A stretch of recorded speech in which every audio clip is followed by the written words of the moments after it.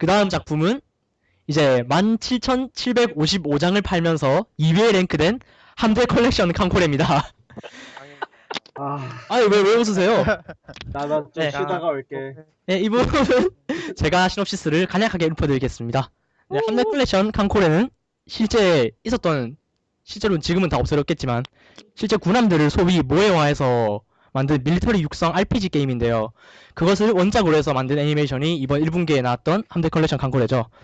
어, 그 중에 그 여러 많은 캐릭터가 있겠지만, 그 캐릭터 중 하나인 특현 구축함 후부키가 주인공이 되어서 후부키가 성장해 가는 것이 이제 메인 스토리가 된 애니메이션이라고 보시면 되겠습니다. 아, 뭐 저희 동아리에서 실제로 이 게임을 하는 친구가 있지만, 섭외를 못했습니다. 네, 섭외를 못한 점은 좀 아쉽게 생각하고요. 이제 점수가 나가고 있겠지만, 정말 비참한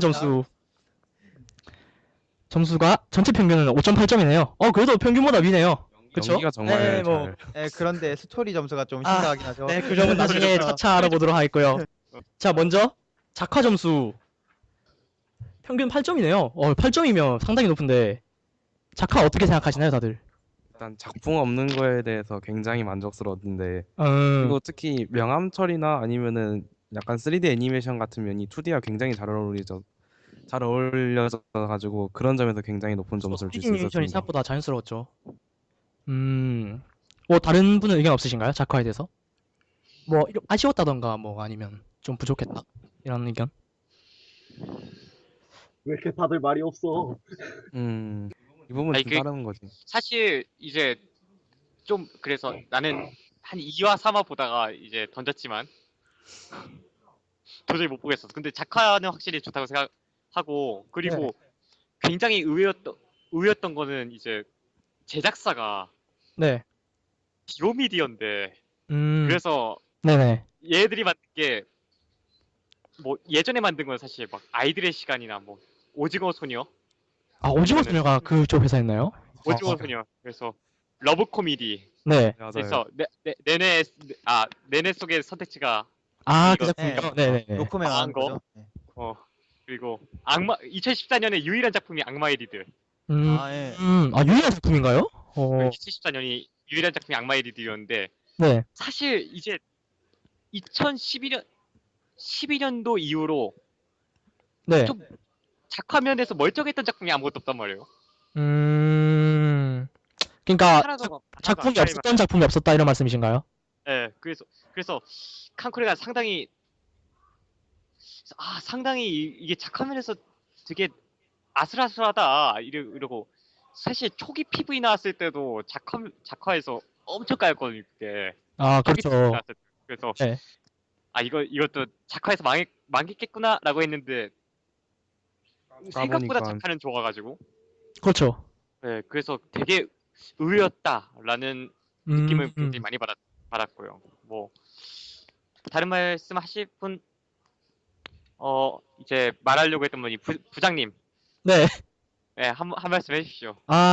저는 물론 칸코레가 이제 애니메이션이 나중에 이제 언급을 하겠지만 작화나 연출 이런 부분은 꽤 괜찮았는데 이제 문제가 됐던 게 주로 스토리인데 그러니까 뭐라고 해야 될까요?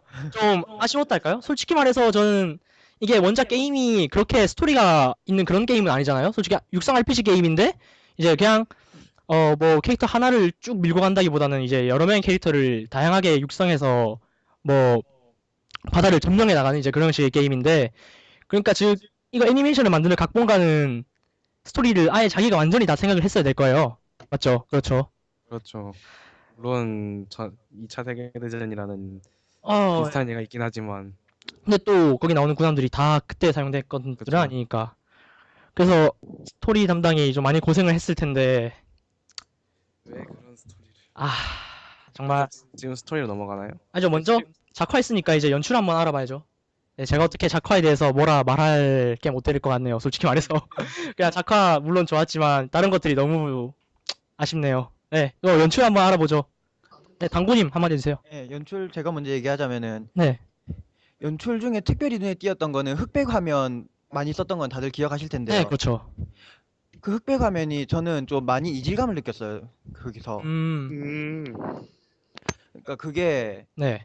좀 시리어스한 그런 방향으로 진행한다고 하면은 흑백 화면의 연출이 좀 효과적일 수 있고 좀 흑백 화면을 쓰는 부분은 그것만의 공통적인 특징이 있다던가 그런 게 좀 있었으면 좋겠는데 그런 것도 없고 그냥 가끔씩 그냥 약간 뜬금없이 들어가는 느낌이 좀 강해서 거기서 좀 마이너스 요소가 됐지 않았나 싶습니다. 아, 그럼 이 부분에 대해서 좋다고 생각하는 분들도 혹시 계시나요? 보신 분들 중에서? 사실 저는 흑백 화면에 대해서는 크게 생각을 안 해가지고 그런 생각 안 했는데 네네. 제가 좋았던 부분은 예를 들어서 약간 기억 회상할 때 약간 제독 부분 있잖아요. 제독한테 그 뭐 제독이 불러서 왔다고 하는 호부키나 아니면은 네. 제독 생각하는 그런 부분 네네네. 그런 때 굉장히 생각보다 제독을 생각하는 마음이 판무스들의 그런 제독을 생각하는 마음이 잘 느끼는 우러났다. 어, 연출이었고요. 그다음에 그 친구들이 아니라 동료 함 중에서 갱침당한 함이 있었잖아요. 그쵸. 키사라기 함이 네, 그죠.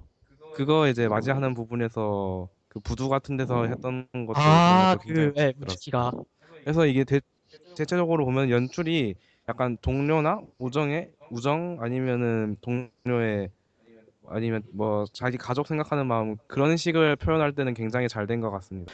그러면 이제 음악 이야기가 나왔으니까, 칸콜의 음악에 대해서 좀 더 그러면 이야기를 해볼까요? 그 전에 혹시 아, 미키곰님 혹시 연출에 대해서 할 말 없으신가요? 아까 미- 말하려고 하는데. 아니 저는 뭐 딴 건 없었고 이제 액션씬에서 왜 아이들이 가만히 있는 걸까? 아, 왜 카무스들을 움직이지 않을까? 사실 액션씬에서 뭔가 좀 동작이 어색한 건 아, 있었어요. 아, 이게 3D가 2D랑 굉장히 잘 어울리는 건 됐는데 3D 모션 자체는 좀 어색하거나 좀 음, 정적인 게 많았죠. 폭발은 멋있었어요. 아니, 여러, 폭발한 시기에 괜찮다고 생각합니다. 에스로 폭발이. 아, 그럼, 그래서 여러분 그거 몰라요? 예, 그거 네? 마법손을 변신할 때 안 때리는 거. 아, 아, 중간에 때리는 거 있긴 하던데. 불문율, 이제 불문율이네요. 깨졌잖아요, 근데. 이제 네타가 바뀌었나요? 쉿, 쉿. 어, 네, 그럼 그다음 음악으로 넘어가도록 하겠습니다. 네, 음악 중에 이제 가장 먼저 이야기해 볼 게 이제 오프닝하고 엔딩 음악인데, 저기 저는 개인적으로 오프닝 음악이 이제 아키노 프람 블레스포라는 분이 불러주셨던 그 노래, 제목이 갑자기 기억이 안 나는데, 아직 그 노래가 저 솔직히 말해서 노래는 정말 좋았거든요, 오프닝 음악이. 근데 노래가 정말 좋았다는 평이 많던데 네, OST나 뭐 사실 이제 BGM조차도 나쁘지 않다는 평이 되게 나는 이제 보다가 던져가지고 모르겠지만 네네네. 근데 나쁘지 않다는 평이 굉장히 많이 보였거든 나는. 음, 그래서 전형적인 그 게티 크라운의 길을 아, 걷지 않았나 정말 하는 했을지 모르겠지만, 음악만 남았다는 부금 그러니까 크라운. 사실 왠지 탕코레가 음악하고 작화만 남았다는 그런 아, 부분에서 예, 좀 많이 생각나는. 네. 세훈이 뭔가 하실 말씀 있으실 것 같은데, 네, 계속해 주세요. 탕코레가 다른 컨텐츠인 노래 쪽도 약간 진출한 게 있거든요. 그렇죠. 그쪽에서 좀 따와서 애니메이션 쓴 게 있는 것 같았는데 네. 아무래도 그 따로 있으려고 만든 전문적인 거다 보니까 다들 하나같이 좋은 노래가 많더라고요. 음, 그런 게 쓰여서 이렇게 좋은 그러니까 음악이 괜찮다고 평가된 거 아닌가 생각되네요. 네, 제가 이제 방금 오프닝 제목이 생각이 났는데, 이제, 바라색이라는 아마 제목이었을 거예요. 그거랑, 네, 맞다. 엔딩인 눈보라는 제목이었죠. 그 노래도 저는 솔직히 상당히 좋다고 생각했고, 이제 오프닝 엔딩뿐만 아니라, 이제 중간중간 삽입됐던, 이제, 백그라운드 뮤직도 의외로 사운과 이제 다른 곡들이 잘 어우러져서, 음악 부분은 의외로 괜찮았던 것 같아요. 그렇다고, 이제, 이때까지 본 애니들 중에서 음악이 정말 뛰어났다 이런 건 아니고, 음악이 그냥 좀 괜찮았다? 이런 정도? 네, 그리고 또 아쉬웠던 게 어떤 애니들을 보면은 네, 이 오프닝이나 엔딩에 있는 가사나 아니면은 그 노래들이 그러니까 굉장히 내부 본편의 전체 스토리에 어울리는 그런 것들도 많단 말이에요. 그렇죠. 근데 칸코레는 스토리가 없어서 그런지 모르겠는데 그런 게 안 어울려서 좀 아쉬웠습니다. 스토리가 없다는 발언을 해주셨는데, 그러면 이제 스토리로 바로 넘어가도록 하겠습니다. 네, 문제 그 부분이죠, 스토리. 자, 이제 스토리 점수가, 평균이 2점인데, 사실 0점 또 있어요 한 명이. 누군지 언급은 안 하겠습니다. 그런데 가장 낮은 점수를 주신 당구님이 스토리의 문제에 대해서 한번 지적해 주시죠. 잠깐 언급 안 하신다고. 아유, 몇 점 이거, 정도 언급을 안 네. 했어요.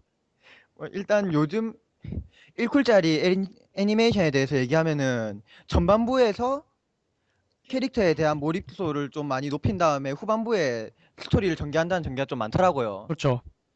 칸콜에도 기본적으로 그런 형태를 취하려고 한 것처럼 보여요. 일단 초반에 6화 카레가 나오는 화였죠. 아. 그것까지는 정말 완벽하게 일상물이라고 생각을 했거든요. 저는. 그런가요? 얘네 전쟁하긴 하는 건지. 네. 예, 거기까지는 저는 칸쿨의 팬들을 위한 팬 서비스로는 정말 좋은 애니메이션이라고 그렇게 생각을 하면서 봤었는데 네. 그 뒤로 스토리를 전개하는데 개인적으로 개연성이 너무 없이 갑자기 스토리를 시작한 것도 있고 네. 그 뒤로도 스토리 전개 자체도 딱히 개연성이 특별히 있어 보이지도 않고 그런 면이 강한 데다가 스토리 점수를 또 더 깎아먹은 게 다른데도 그것 때문에 점수를 제가 한 1, 2점씩 낮게 줬는데 네네네. 다른 요소들이랑 스토리가 어울리지를 못했어요. 아. 아까 흑백 연출 얘기한 것도 그렇고 네네. 방금 다른 분이 음악 얘기하셨는데 음악도 그렇게 가사가 스토리에 녹아들지 못한 게 서로 얘기가 잘 안 돼가지고 따로 놀았다 이렇게. 따로 놀았다는 아. 그런 면 때문에 네. 스토리 점수가 같이 깎였거든요. 사실 저는. 아. 확실히 어울리지 못하면 이제 조 화면에서도 안 좋은 점수를 받을 수밖에 없는 거고요. 뭐 이게 각본가님이 이제 2014년 최우수 각본가상을 받으셨던 분으로 제가 기억을 하고 있거든요. 네, 이름 말을 하진 않겠습니다. 근데 이제 각본가죠, 각본가. 각본가님께서 이제 각본을 짜주셨는데, 제가 그분의 다른 작품들을 많이 알고는 있는데, 이게 이분이 약간 유독 약한 게, 그러니까 뭐랄까, 원래 오리지널 스토리가 크게 없거나 아니면 오리지널이 없는 경우에 좀 많이 취약하시더라고요. 각본을 짜는데. 네, 칸콜에도 약간 메인 스토리가 크게 없다 보니까, 이제 좀 너무 많은 걸 담으려고 하다가 약간 조금 엉킨 게 아닌가, 예, 이런 생각을 하는데, 사실 저는 칸코레가 스트라이크 위치즈처럼 왠지 정말 심해사함이라는 미지의 적에 대해서 고군분투하는 내용으로 시리어스하게 갔으면은 차라리 지금보다 더 좋은 평가를 받거나 아니면 방금 경단님이 말씀하신 것처럼 아예 그냥 일상물로 팬서비스 느낌으로 갔어도 괜찮을 것 같아요. 근데 이게 무리하게 약간 2차 세계대전에 맞춰서 일본이 조금 좋았던 내용으로 그렇게 바꾸려 하다 보니까 이런 말도 안 되는 무리한 그러니까 스토리가 나온 것 같습니다. 제대로 못 잡았다 이런 의견이신 거죠. 네, 그렇죠. 뭐 그 부분에 대해서는 할 말이 없네요. 그리고 이 우잉 요소도 뭐 어떻게 보면 자기들 뭐 대체 역사 이렇게 뭐 말하면 어쩔 수 없긴 한데 네. 굳이 이렇게까지 막 했어야 됐나 그런 것도 사실은 조금 조심스러운 부분이긴 한데 아무래도 저희 입장에서는 약간 어느 정도 무리수가 있었다고 솔직히 저도 생각하고요. 네. 저는 솔직히 어느 편파적인 입장을 잡는 쪽은 아닙니다만 아무래도 조금 문제가 있지 않은가 하는 생각을 하네요. 네, 그러면 이제 마지막으로 무려 평균 8점을 받은 성우 연기로 넘어가 볼 텐데 다들 아시다시피 성우분들이 정말 고생을 많이 해주셨는데 예를 들면 이제 사쿠라 아야네 씨는 1인 8역 8역 정도를 하셨고 토야마 나오 씨도 한 화에만 1인 5역을 하셨고요. 그리고 스즈키 아야라도 그런 성우도 1인 4역까지 갔고 네. 그러면 성우 연기에서 가장 높은 점수를 주신 당구님 한마디 해주실까요? 성우 연기에서 제가 제일 높은 점수를 줬나요? 네, 저는 몇 점인지 그렇습니다. 말하지 않겠습니다. 네.